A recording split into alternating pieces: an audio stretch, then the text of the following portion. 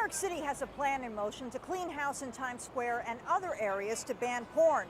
This new ruling against the industry could put storefronts in the dark for good. Trouble is brewing for Dunkin' Donuts. The police department is calling for a boycott of the food chain over an employee who refused to serve two officers. A new survey reveals that New York City subways are leaving riders stranded.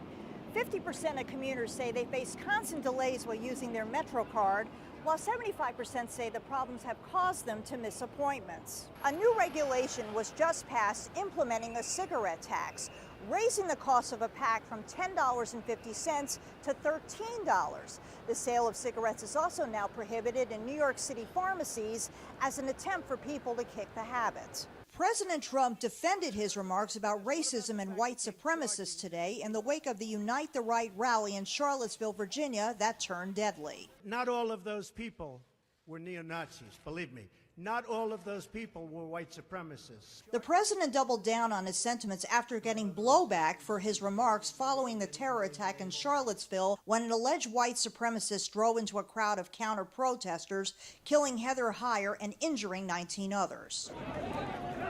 The counter-protesters were demonstrating against the white nationalist gathering, and that night the president blamed both groups for the violence. I think there's blame on both sides. The president also questioned whether history should be erased by removing Confederate statues across the country. The white nationalists picked Charlottesville because the city has proposed taking down a Confederate statue. Many of those people were there to protest the taking down of the statue of Robert E. Lee. So, this week it's Robert E. Lee.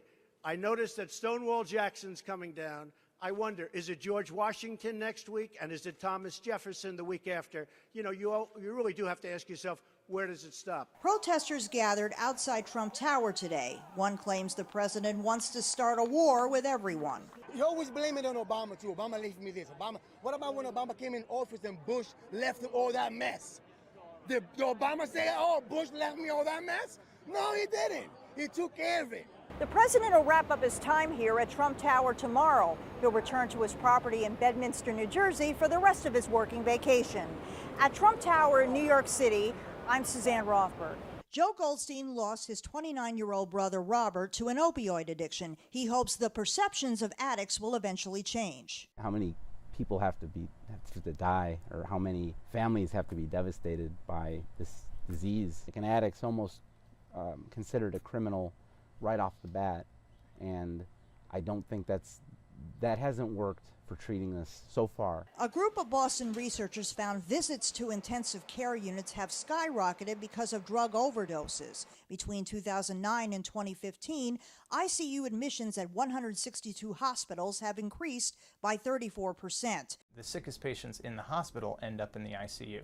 So when we think about the opioid crisis, tragically, we're talking about a disease that is killing people or putting them right up to death's door. Jeff Sessions. Attorney General Jeff Sessions agrees the battle against opioids is monumental. He has announced a new opioid task force. Our current drug epidemic is indeed the deadliest in America's history. We've seen nothing like it. States are doing their part to address the crisis.